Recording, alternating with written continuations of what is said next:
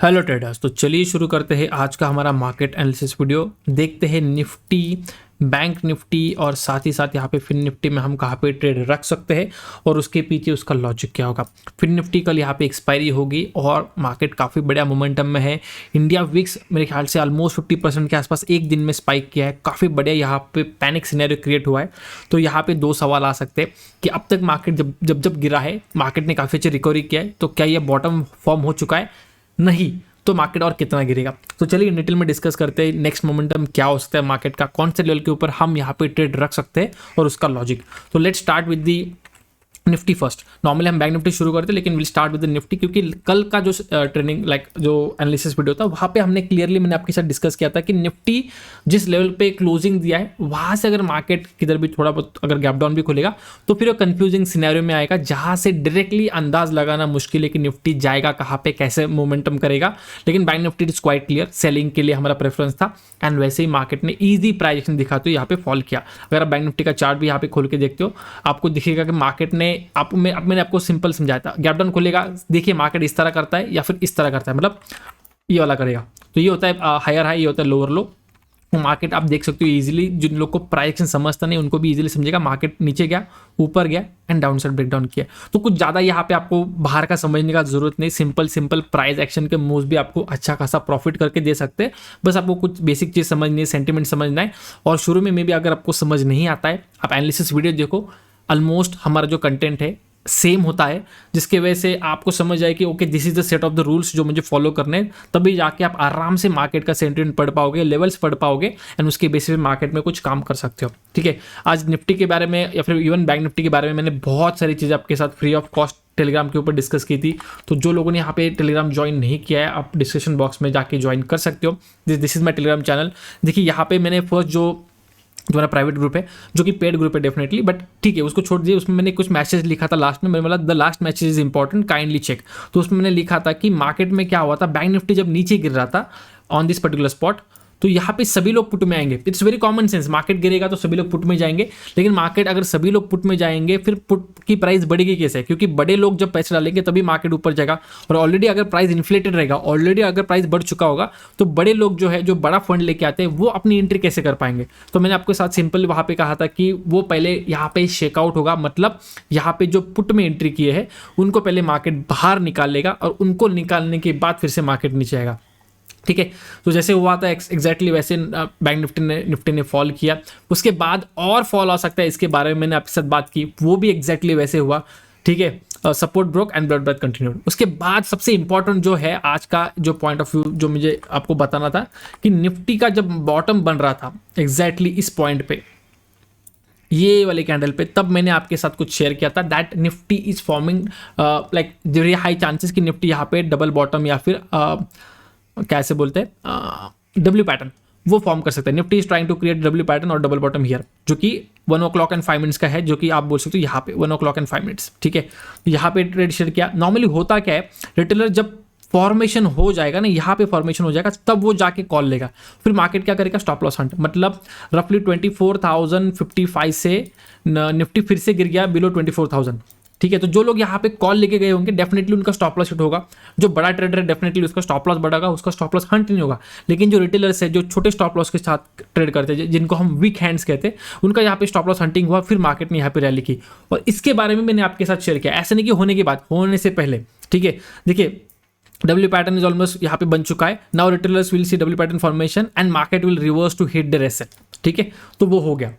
तो it's not that hard to read the price action, but होता क्या है कि हम बहुत सिंपल जो प्राइजेक्शन पढ़ते हैं या फिर कहीं पे देखते हैं, हम उसको मार्केट में अप्लाई करने का ट्राई करते हैं। ऐसा नहीं कि वो चलता नहीं है, वो चलेगा, क्योंकि हर बार नहीं चलेगा तो कोई उसको फॉलो ही नहीं करेगा।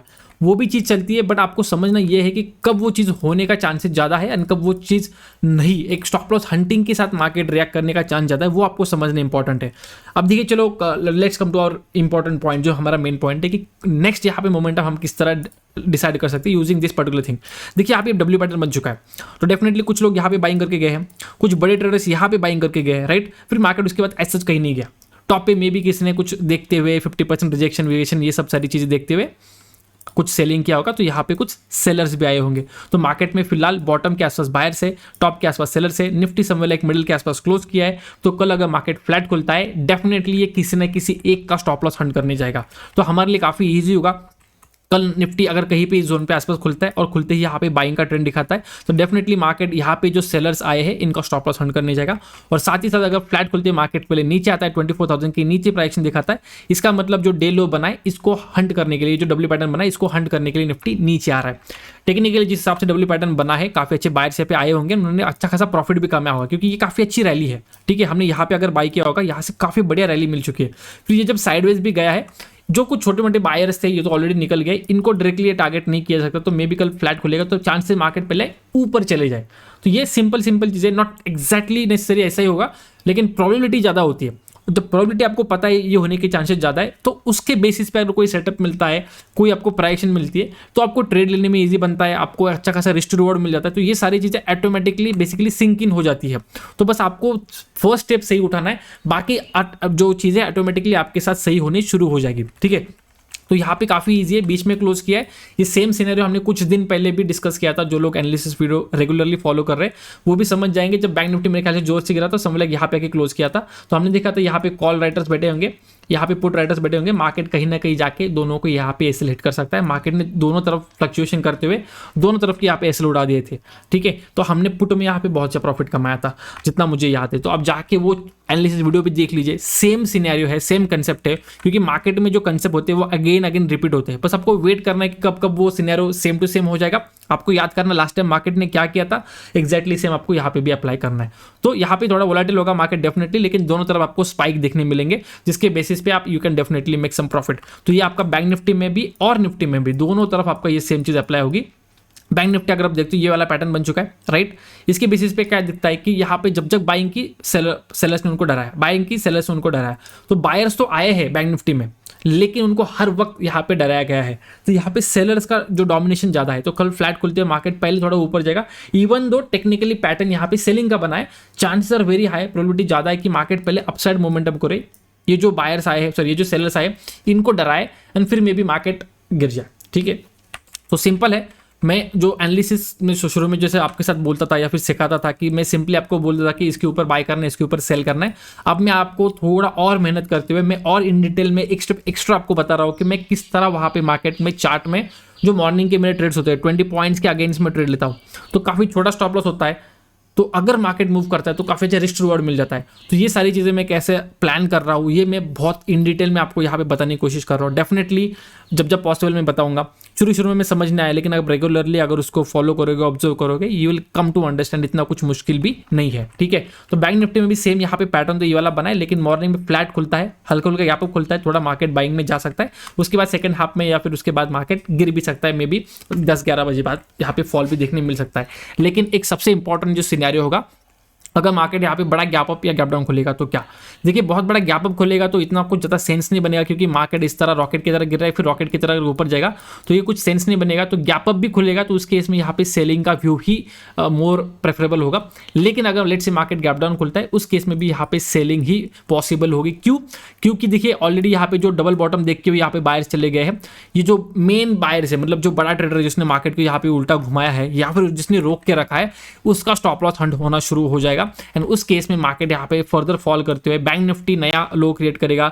बैंक निफ्टी के पास अच्छा स्पेस है, फिर निफ्टी के पास अच्छा स्पेस है, तो जो जीरो टू हीरो का जो मोमेंटम बनेगा मॉर्निंग में, वो आपको फिर निफ्टी में पुट साइड बनते हुए दिख सकता है, जिसकी बहुत ज्यादा चांसेस है। तो वो कब होगा? लेट से मार्केट फ्लैट खुलता है, हल्का गैप अप खुलेगा, हल्का गैप डाउन खुलेगा, तो यहाँ पे कुछ ज्यादा सिनेरियो नहीं बनेगा। लेकिन अगर लेट से मार्केट इस जोन के आसपास कहीं भी खुलता है या फिर उससे ज्यादा भी खुलेगा, दोनों केसेस में ये लो हंट हो सकता है।